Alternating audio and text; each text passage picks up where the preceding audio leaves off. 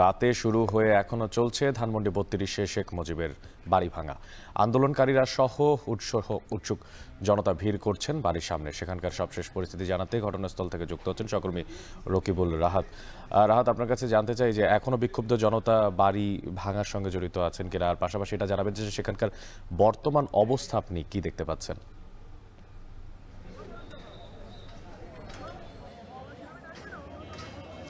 অনেক এখনও কিন্তু বিক্ষুব্ধ ছাত্র জনতা বাড়ি ভাঙার কাজটি করছে এবং বিশেষ করে একটি এক্সকিভেটর নিয়ে আসা হয়েছে, যেটি দিয়ে আমরা এখন দেখছি যে দোতলায় এবং তিনতলার যে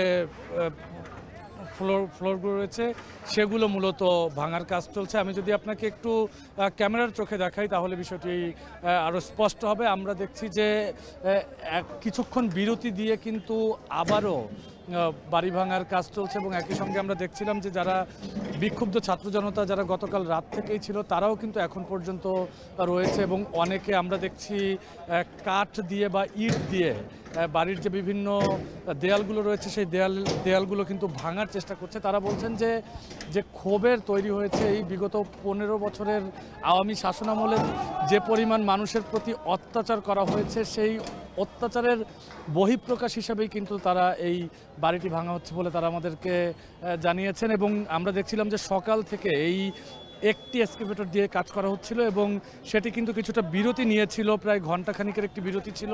বিরতির পরে কিন্তু এই মুহূর্তে আবারও এই বাড়িটি ভাঙার কাজ চলছে এবং আমরা দেখছি যে বাড়ির ভেতরের যে অন্যান্য যে আসবাবপত্র রয়েছে, আপনি জানেন যে ৫ই আগস্ট শেখ হাসিনার পতনের পরে কিন্তু এই বাড়িটিতে একবার আগুন দেওয়া হয় এবং তখন যে অল্প কিছু মালামাল ছিল সেই মালামালগুলো কিন্তু এখন যেগুলো অবশিষ্ট রয়েছে সেই অবশিষ্ট মালামালগুলো ঠিক বাড়িটির সামনেই কিন্তু আগুন জ্বালানো হয়েছে। সেই আগুনের মধ্যে কিছুক্ষণ পরপরই আমরা দেখছি যে বাড়ির ভেতরের যে কাঠ বা অন্যান্য আসবাবপত্র রয়েছে সেই কাঠ এবং আসবাবপত্রগুলো এখানে নিয়ে আসা হচ্ছে এবং এখানে নিয়ে এসে কিন্তু সেগুলোতেও আগুন দেওয়া হচ্ছে।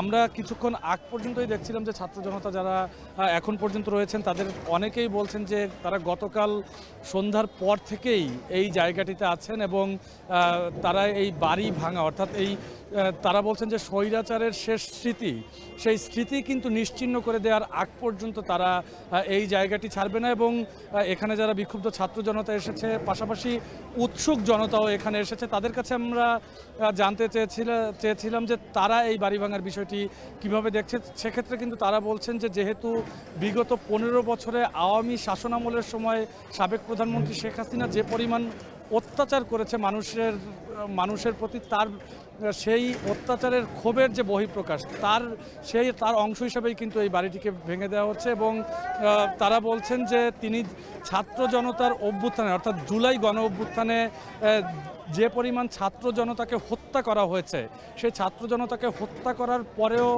তিনি গতকাল আওয়ামী লীগের ফেসবুক পেজ থেকে যে লাইভে এসেছে সেই লাইভে এসে তিনি কোনো রকমের ক্ষমা চাননি। তিনি বলছেন যে এখন পর্যন্ত শেখ হাসিনার যে ঔদ্ধত্য সেই ঔদ্ধত্য কিন্তু একটুও কমেনি। সেক্ষেত্রে তারা বলছেন যে তার এই ঔদ্ধত্যর যে পাল্টা যে একটি জবাব, সেই জবাব হিসেবেই কিন্তু তারা বলছেন যে এই বাড়ি ভাঙার কাজটি চলছে।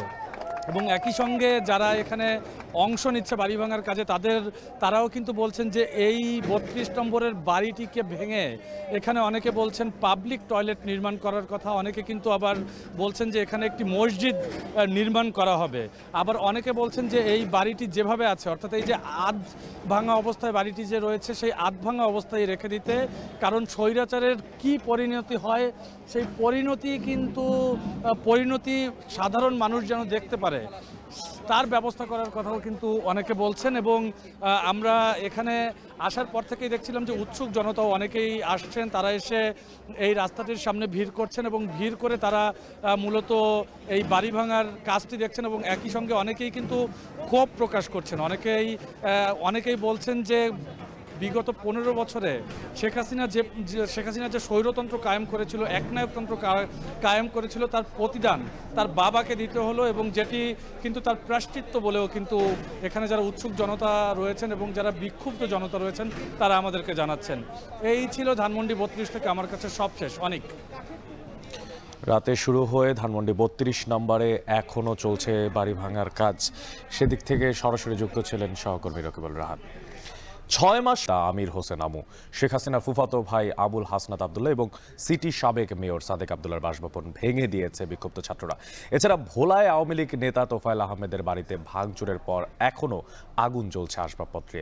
আর অন্যদিকে খুলনার শেরে বাংলা রোডে শেখ হাসিনার চাচাতো ভাইয়ের বাড়ি ভাঙচুর করেছে বিক্ষুব্ধরা। এ বিষয়ে বিস্তারিত জানাতে বরিশাল থেকে যুক্ত হচ্ছেন সহকর্মী ফেরদৌস সোহাগ, ভোলা থেকে আছেন ইমতিয়াজুর রহমান ও খুলনা থেকে আছেন সহকর্মী রামিম চৌধুরী। তবে শুরুতেই সোহাগ, আপনার কাছে জানতে চাই, এই যে বিক্ষুব্ধ জনতারা বাড়িগুলো ভেঙে দিয়েছে, তাদের প্রতিক্রিয়া কি, কেন তারা ভেঙেছে, কি জানাচ্ছেন তারা?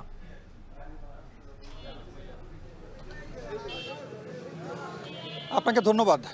আমি রয়েছি আবুল হাসানাত আবদুল্লাহ এবং সাদেক আবদুল্লাহ তাদের যে বাড়ি সেই বাড়িতে আমি রয়েছি। ঠিক পেছনেই কিন্তু ধ্বংসস্তূপ। গতকালকে রাতে দ্বিতীয়বারের মতো এই বাড়িটিতে অগ্নিসংযোগ বা ভাঙচুর হয়। আমরা একটু দেখাবার চেষ্টা করছি। দ্বিতীয়বারের মতো কথাটি এই জন্য বলছি যে ৫ই আগস্ট কিন্তু এই বাড়িতেই প্রথমবারের মতো কিন্তু ভাঙচুরের ঘটনা ঘটেছিল, অগ্নিসংযোগের ঘটনা ঘটেছিল। এখন কিন্তু এই বাড়িটি একেবারেই ধ্বংসস্তূপ। একইভাবে কিন্তু আমির হোসেন আমু, আওয়ামী লীগের যে প্রেসিডিয়ামের সদস্য এবং আওয়ামী লীগের বর্ষিয়ান যিনি নেতা যাকে বলা হয়, তার বাসভবনেও কিন্তু গতকালকে রাতে হামলা ভাঙচুর হয়েছে এবং বিক্ষুব্ধ জনতা বা শিক্ষার্থী যারা, তারা কিন্তু প্রথমে বিকেল 12:30টার পর, অর্থাৎ শেখ হাসিনার ভাষণ শেষ হওয়ার পর কিন্তু মূলত এই ক্ষোভটি এই শহরের মধ্যে দেখা গিয়েছে। এবং সেই ক্ষোভের অংশ হিসেবে আমরা যেটা দেখেছি যে বিক্ষুব্ধ যারা শিক্ষার্থী রয়েছে তারা কিন্তু মিছিল নিয়ে রাত 12:30টার দিকে কিন্তু এই নগরীর কালীবাড়ি রোডে আসে এবং তারা কিন্তু আবুল হাসানাত আবদুল্লাহ এবং সাদেক আবদুল্লাহর যে বাসভবন, দ্বিতীয়বারের মতো অর্থাৎ ৫ই আগস্টের পরেই দ্বিতীয়বারের মতো এখানে অগ্নিসংযোগ করা হয় এবং ভাঙচুর চালানো হয়। আমরা যেটা দেখেছি যে এখানে যে ভাঙচুর যেটা চলেছে, এখানে আমরা দেখেছি যে 3টি গাড়ি সেই ৫ই আগস্ট এবং তারপর থেকে এখন পর্যন্ত কিন্তু 3টি গাড়ি একেবারে কিন্তু কঙ্কাল অবস্থায় আমরা দেখেছি। এরপরে দেখেছি যে এখানকার যে বাড়িটি রয়েছে, আমরা যেটি দেখতে পাচ্ছি সেই বাড়িটিতেই কিন্তু দেখার জন্য এখানে উৎসুক জনতার ভিড় রয়েছে এবং এই বাড়িটির কিন্তু সামনের দেয়াল, সামনের গেট যেগুলো ছিল, প্রাচীর যেটি ছিল, সেটি কিন্তু ভেঙে ফেলা হয়েছে। একইভাবে আমরা যেটা দেখেছি যে আমির হোসেন আমুর যে বাড়ি, সেটিও কিন্তু ভাঙচুর হয়েছে গতকালকে রাতেই। একই অবস্থা কিন্তু বরিশালের আমির হোসেন আমির বাসভবন এবং বরিশালের যে আবুল হাসানাত আবদুল্লাহর যে বাসভবন, দুটো বাড়ি কিন্তু ভাঙচুর করা হয়েছে এবং এই ভাঙচুরের পর কিন্তু উৎসুক জনতা আজকে সকাল থেকে এখানে ভিড় করেছেন এবং তারা কিন্তু আমরা যেটা দেখতে পাচ্ছি, তারা দেখছেন এবং কি পরিস্থিতি হয়েছে সেটি কিন্তু পর্যালোচনা করছেন। এবং আজকে বরিশালে কিন্তু আলোচনার বিষয় এই দুটো বাড়ি ভাঙচুর হওয়া নিয়ে। এতটুকুই ছিল বরিশালে যে গতকালকে রাতে বিক্ষুব্ধ জনতা বা বিক্ষুব্ধ শিক্ষার্থী কর্তৃক যে আবুল হাসানাত আবদুল্লাহ, সাদেক আবদুল্লাহ এবং আমির হোসেন আমুর বাড়ি যে ভাঙচুর করা হয়েছে তার সবশেষ খবর। এবার আমরা চলে যেতে চাই ভোলাতে আছেন সহকর্মী ইমতিয়াজুর রহমান। ইমতিয়াজ, তোফায়েল আহমেদের বাড়িতে আমি দেখতে পাচ্ছি আপনি এখনো আছেন, তো জানাবেন যে এখনো কি বিক্ষুব্ধ জনতা সেই বাড়ি ভাঙচুর করছে কিনা এবং কখন নাগাদ আসলে তারা এটা শুরু করেছিল, কি তথ্য আছে, সবশেষ তথ্যটা জানতে চাই। অনেক গতকাল রাতে সাবেক প্রধানমন্ত্রী শেখ হাসিনার সামাজিক যোগাযোগ মাধ্যমে যেই বক্তব্যকে কেন্দ্র করে কিন্তু ভোলার যেই ছাত্র জনতা রয়েছে তারা বিক্ষোভ শুরু করে এবং ভোলার শহরের বেশ কিছু এলাকায় কিন্তু মিছিল করে বিক্ষোভ করে। এরপর পরই কিন্তু রাত্র প্রায়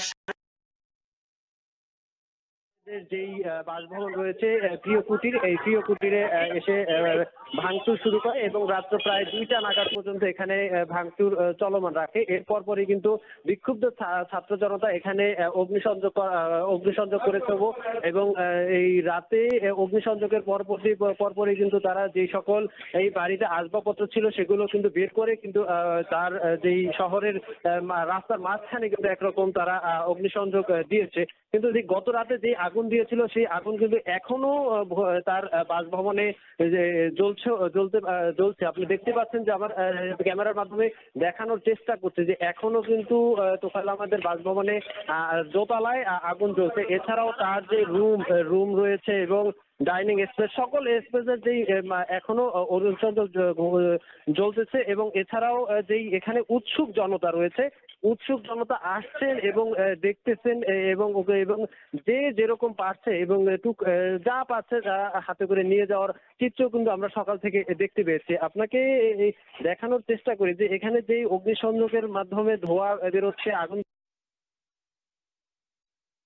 এবং এখানে যে প্রতিটি টাইলস সহ গ্লাস সকল কিছু কিন্তু অগ্নিসংযোগের মাধ্যমে জ্বালিয়ে দেওয়া হচ্ছে। কিন্তু বিক্ষুব্ধ ছাত্র জনতা গতকাল রাত পর্যন্ত যে অগ্নিসংযোগ করলো, কিন্তু এখন সাধারণ উৎসুক জনতা কিন্তু আসছে এবং তোফায়েল আহমেদের বাসায় এখনো আগুন জ্বলছে। তো এই ছিল আমার কাছে সর্বশেষ তথ্য।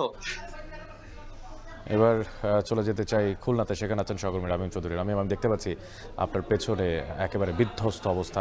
তো আমি একটু আপনার থেকে জানতে চাই যে ঠিক শেখবাড়ি ছাড়া খুলনাতে আর কোথায় কোথায় এই আক্রমণ হয়েছে বিক্ষুব্ধ জনতা দ্বারা, কি তথ্য আছে আপনার কাছে?